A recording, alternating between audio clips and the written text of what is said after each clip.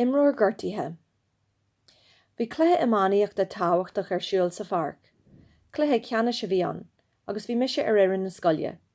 Bhí slú amór ag féacann an cluiche sa stáid. Sa dara lá, bhuail Imreoir eile méla na caman, agus hit mé ar an talú. Bhí mé Gortaithe go donna, bhí an pean milteanach. Héad an réiteoir an adóg, agus tháinig fur amach ar an pharc ag iompar Sínseáin. Thuaim muid go dtí an tospidéal, agus thug siad méid díreach go dtí an taine timpiste agus éag an dála. Bhí beirt eile sa siomra feitheamh ag fannacht ar na dochtarí. Bhí muid ag fannacht an sin ja nuair a tháinig dochtar. Ní raibh múin seoir spórt ró háasta.